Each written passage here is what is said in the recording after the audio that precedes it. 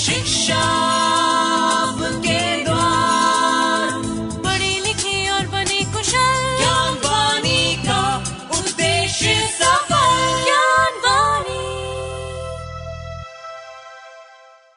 नमस्कार दोस्तों, साप्ताहिक ज्ञान पत्रिका के नवीन अंक के साथ मैं हूं आपका दोस्त अशोक शर्मा।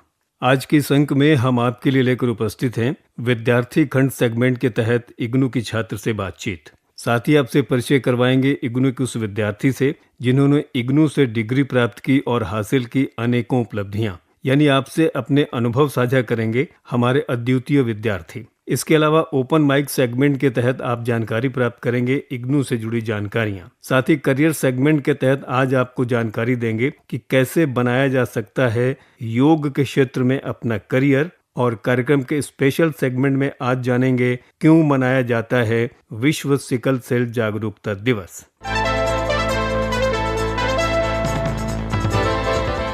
दोस्तों, कार्यक्रम की शुरुआत करते हैं विद्यार्थी खंड सेगमेंट से। इसके तहत आज हमारे साथ अपने अनुभव साझा कर रही हैं भूमिका बलानी। आपने इग्नू से बीकॉम किया है। भूमिका ने अपने अनुभव साझा करते हुए कहा, My name is Bhumika Blani. I'm a student from IGNOU. I have passed my BCom degree from IGNOU. ये यूनिवर्सिटी हेल्पफुल है इन चीज़ों के लिए कि आप किसी भी टाइम पर कोई भी डिग्री परस्यू कर सकते हो। एल्डर्स के लिए भी यूजफुल है।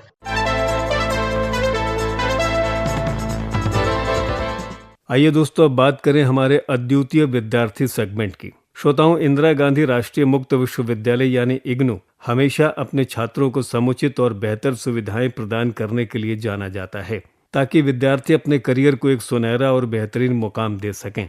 ऐसे ही एक अद्वितीय विद्यार्थी हैं विजय लक्ष्मी। इन्होंने इग्नू से बीएड किया है। आइए सुने उनके विचार उन्हीं की जुबानी। मैं अपनी जॉब के साथ साथ अपनी स्टडीज़ को जारी रखना चाहती थी, लेकिन जॉब के साथ साथ स्टडीज़ को किसी रेगुलर यूनिवर्सिटी से जारी रखना संभव नहीं था। ऐसी स्थिति में इग्नू मेरे लिए एक अच्छा विकल्प साबित हुआ। इग्नू के माध्यम से मैं अपने काम और पढ़ाई दोनों को संतुलित कर सकी। इग्नू ने मुझे वो मंच दिया जहां मैं अपने उपलब्ध समय के अनुसार अपना कोर्स पूरा कर सकी। यहाँ समय का कोई बंधन नहीं, कोई अनावश्यक दबाव नहीं, बस सीखने की आज़ादी और मौका मिला।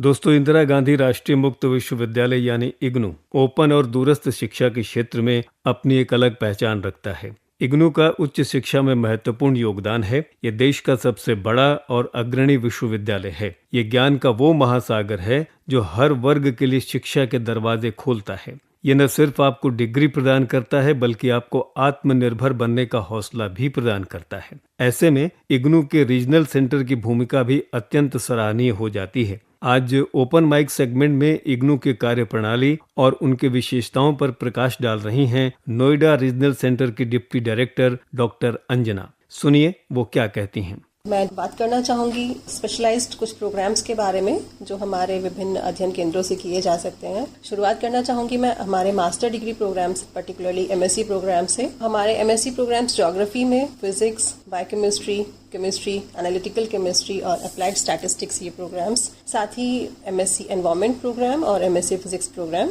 नेक्स्ट मैं बताना चाहूँगी ज्योतिष प्रोग्राम के बारे में। हमारा एमए ज्योतिष प्रोग्राम है, साथ ही MA applied Urdu, MA Bhagavad Gita studies. इसके बाद मैं बात करूँगी library sciences programme, bachelor programme, master degree programme और साथ ही post graduate diploma in library automation and networking. इन सभी कार्यक्रम में दाखिला ले सकते हैं और अपने पसंदीदा कार्यक्रम को पूरा कर सकते हैं।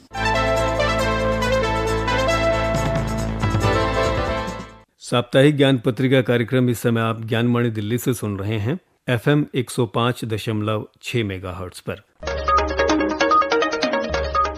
आइए श्रोताओं, अब आपको दे दें इग्नू यानी इंदिरा गांधी राष्ट्रीय मुक्त विश्वविद्यालय से जुड़ी कुछ महत्वपूर्ण जानकारियां।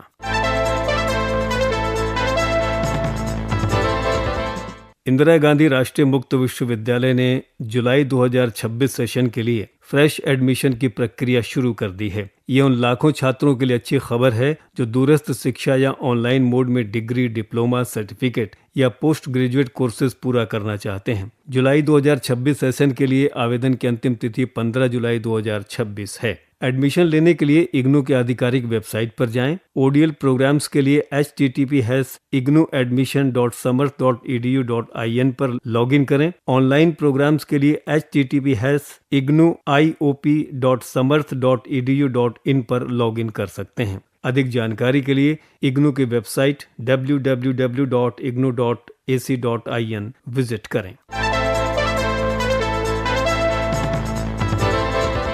इंदिरा गांधी राष्ट्रीय मुक्त विश्वविद्यालय यानी इग्नू ने जुलाई 2026 सत्र के लिए पीएचडी कार्यक्रमों में प्रवेश प्रक्रिया शुरू कर दी है। इच्छुक और पात्र विद्यार्थी 1 जुलाई 2026 तक ऑनलाइन आवेदन कर सकते हैं। विश्वविद्यालय ने अपनी आधिकारिक प्रवेश वेबसाइट के माध्यम से आवेदन प्रक्रिया शुरू कर दी है। विद्यार्थी निर्धारित समय सीमा के अंदर आवेदन पत्र भरकर प्रवेश के लिए आवेदन कर सकते हैं। इग्नू इस सत्र में कुल 36 विषयों में पीएचडी कार्यक्रमों में प्रवेश दे रहा है। इन पाठ्यक्रमों के माध्यम से छात्र विभिन्न क्षेत्रों में शोध कार्य कर सकेंगे। विश्वविद्यालय की तरफ से जारी जानकारी के अनुसार पीएचडी कार्यक्रम फुल टाइम और पार्ट टाइम दोनों ही रूपों में उपलब्ध होंगे। इससे नौकरी पेशा और अन्य व्यस्त अभ्यर्थियों को भी शोध कार्य करने का अवसर मिलेगा। चयनित उम्मीदवारों को इग्नू मुख्यालय नई दिल्ली में निर्धारित कोर्स वर्क पूरा करना होगा। विश्वविद्यालय ने यह भी स्पष्ट किया है कि शोधार्थियों को कोर्स वर्क के दौरान कम से कम 80% उपस्थिति बनाए रखना जरूरी होगा। निर्धारित उपस्थिति पूरी नहीं करने वाले छात्रों को आगे की प्रक्रिया में कठिनाई का सामना करना पड़ सकता है।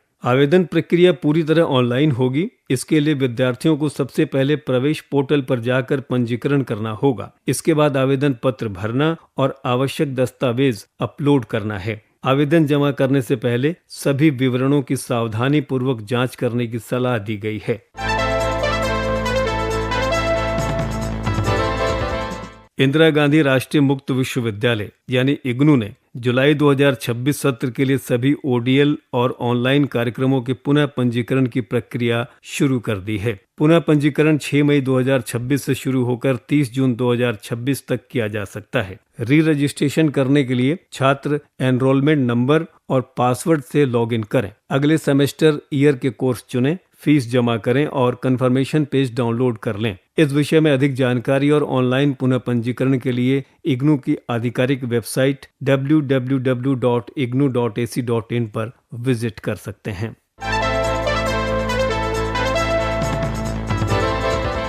इग्नू ने मास्टर ऑफ साइंस यानी एमएससी क्लाइमेट चेंज प्रोग्राम शुरू करके भारत की पहली ओपन यूनिवर्सिटी बनने का एक बड़ा मुकाम हासिल किया है। यह हमारे समय की सबसे जरूरी ग्लोबल चुनौतियों में से एक से निपटने की दिशा में अहम कदम है। क्लाइमेट चेंज दुनिया भर में इकोसिस्टम, अर्थव्यवस्थाओं और इंसानी भलाई पर तेजी से असर डाल रहा है। सस्टेनेबल और मजबूत समाधान विकसित करने में सक्षम ट्रेंड प्रोफेशनल की तत्काल जरूरत को समझते हुए इग्नू ने यह नया मल्टीडिसिप्लिनरी प्रोग्राम डिजाइन किया है। इसका मकसद सीखने वालों को क्लाइमेट साइंस, क्लाइमेट रिस्क, अनुकूलन और शमन रणनीतियों, पर्यावरण गवर्नेंस और सस्टेनेबल डेवलपमेंट की पूरी समझ देना है। ये प्रोग्राम क्लाइमेट चेंज और जल संसाधन, ऊर्जा प्रणालियां, कृषि, आपदा जोखिम में कमी, जैव विविधता, कचरा प्रबंधन, सर्कुलर इकोनॉमी, स्वास्थ्य इकोसिस्टम बहाली, पर्यावरण कानून, गवर्नेंस और क्लाइमेट असेसमेंट टूल्स जैसे अहम विषयों पर जानकारी देता है। ये सीखने वालों को असल दुनिया की क्लाइमेट चुनौतियों से निपटने और राष्ट्रीय व ग्लोबल सस्टेनेबिलिटी लक्ष्यों में योगदान करने के लिए जरूरी ज्ञान और कौशल से लैस करता है। इस प्रोग्राम में दाखिले के लिए किसी भी विषय में ग्रेजुएशन जरूरी है। 2 साल के इस प्रोग्राम में 80 क्रेडिट हैं और ये सीखने वालों को लचीलापन देता है। जो छात्र सफलतापूर्वक पहला साल पूरा कर लेते हैं वे क्लाइमेट चेंज में पोस्ट ग्रेजुएट डिप्लोमा लेने का विकल्प भी चुन सकते हैं। इग्नू अलग अलग एकेडमिक बैकग्राउंड वाले ग्रेजुएट्स, प्रोफेशनल्स, पॉलिसी बनाने वालों, शिक्षकों और पर्यावरण के प्रति उत्साही लोगों को इस भविष्य उन्मुख प्रोग्राम में शामिल होने और क्लाइमेट रेजिलिएंट समाज बनाने में योगदान करने के लिए आमंत्रित करता है। इंदिरा गांधी राष्ट्रीय मुक्त विश्वविद्यालय यानी इग्नू में 16 जून मंगलवार को एक वर्चुअल कैंपस प्लेसमेंट का आयोजन किया गया। ये प्लेसमेंट ड्राइव पूरी तरह से ऑनलाइन माध्यम से आयोजित किया गया था। इस पहल का मुख्य उद्देश्य शिक्षार्थियों और एलुमनाई के रोजगार के बेहतर अवसर देकर उनके करियर को एक नई दिशा देना है। साप्ताहिक ज्ञान पत्रिका कार्यक्रम आप ज्ञानवाणी दिल्ली से सुन रहे हैं FM 105.6 मेगाहर्ट्ज पर। कार्यक्रम में आगे है मोटिवेशनल थॉट।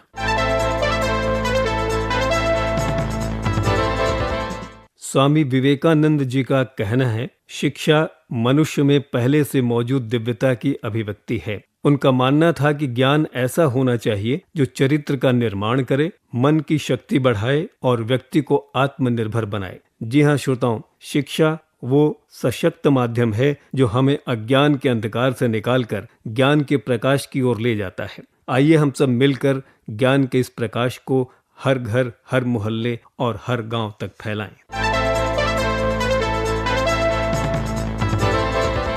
और ये दोस्तों, अब करियर सेगमेंट में आज आपको जानकारी दे दें कि कैसे बनाया जा सकता है योग के क्षेत्र में अपना करियर। दोस्तों, बदलती जीवन शैली, बढ़ते मानसिक तनाव और स्वास्थ्य के प्रति जागरूकता ने आज योग को सिर्फ एक आध्यात्मिक साधना से बदलकर एक बेहद सफल और सम्मानजनक प्रोफेशन बना दिया है, जिसने इस क्षेत्र में युवाओं के लिए करियर के नए और असीमित द्वार खोल दिए हैं। योग में करियर शुरू करने के लिए राह बहुत कठिन नहीं है। आप अपनी वर्तमान शैक्षणिक योग्यता के आधार पर इस क्षेत्र में प्रवेश कर सकते हैं। इस क्षेत्र के बुनियादी कोर्सेज, सर्टिफिकेट या डिप्लोमा के लिए आपका 12वीं पास किसी भी स्ट्रीम से होना अनिवार्य है। योग ट्रेनर बनने के लिए आपका खुद का शारीरिक रूप से लचीला, स्वस्थ और मानसिक रूप से शांत होना जरूरी है। एक अच्छा योग शिक्षक बनने के लिए आपकी भाषा स्पष्ट होनी चाहिए ताकि आप अपने क्लाइंट्स या स्टूडेंट्स को आसान और प्राणायाम की बारीकियां आसानी से समझा सकें। योग के क्षेत्र में शॉर्ट टर्म से लेकर हायर एजुकेशन तक के विकल्प मौजूद हैं। आप अपनी जरूरत और समय के अनुसार सही कोर्स चुन सकते हैं। सर्टिफिकेट कोर्सेज उन लोगों के लिए है जो योग की बुनियादी समझ हासिल करना चाहते हैं। 12वीं के बाद इसे करके आप बेसिक इंस्ट्रक्टर बन सकते हैं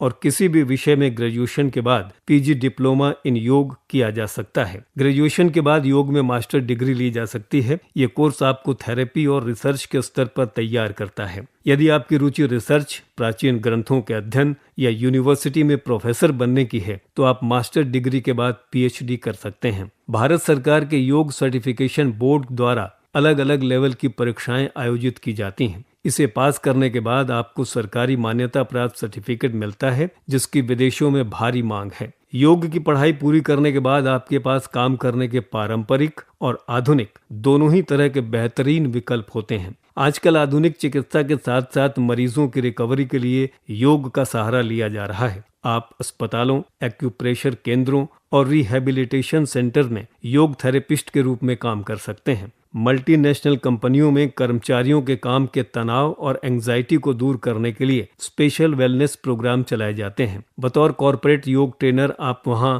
बेहतरीन पैकेज पर काम कर सकते हैं। बड़े होटलों, क्रूज, 5 स्टार रिसोर्ट्स और फिटनेस सेंटर्स में पर्यटकों और सदस्यों के लिए योग विशेषज्ञ रखे जाते हैं। इसमें विदेशों में जाकर काम करने के सबसे ज्यादा मौके मिलते हैं। साथ ही आप खुद का योग स्टूडियो या वेलनेस सेंटर खोल सकते हैं। इसके अलावा आज के डिजिटल दौर में आप यूट्यूब, जूम या अपने खुद के ऐप के जरिए ऑनलाइन क्लासेस चलाकर दुनिया के किसी भी कोने से बैठे क्लाइंट्स को सिखा सकते हैं और अच्छी कमाई कर सकते हैं।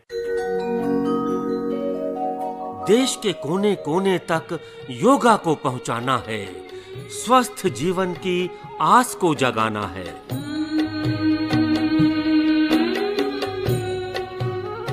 योगा जो रोज करे, पाए स्वस्थ काया, तभी हम कहेंगे हमने कुछ पाया। योगा अपनाओ, बीमारियों को दूर भगाओ। साप्ताहिक ज्ञान पत्रिका कार्यक्रम आप ज्ञानवाणी दिल्ली से सुन रहे हैं FM 105.6 मेगाहर्ट्ज पर। और आइए दोस्तों, कार्यक्रम के स्पेशल सेगमेंट के तहत आज आपको जानकारी दे दें क्यों मनाया जाता है विश्व सिकल सेल जागरूकता दिवस।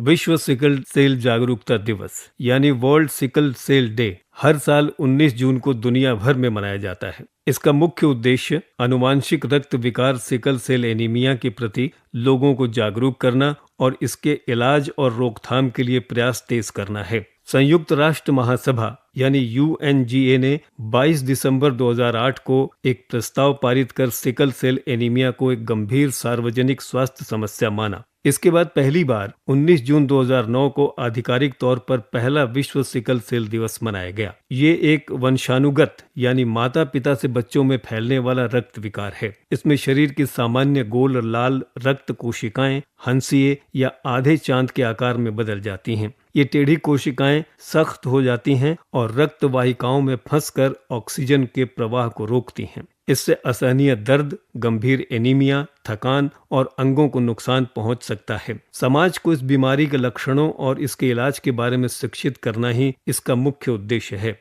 इसके अलावा लोगों को शादी से पहले रक्त जांच के लिए प्रेरित करना ताकि आने वाली पीढ़ी में इसे रोका जा सके। अभी श्रोता सुन रहे थे कार्यक्रम साप्ताहिक ज्ञान पत्रिका। कार्यक्रम में तकनीकी सहयोग दिया अर्चना कुमारी ने। वाचन एवं आलेख अशोक शर्मा का। संपादन किया सदन लाल ने और कार्यक्रम के प्रस्तुतकर्ता थे कमल कुमार। अगली कड़ी लेकर आपकी सेवा में फिर उपस्थित होंगे। तब तक के लिए अपने दोस्त अशोक शर्मा को दीजिए अनुमति। नमस्कार।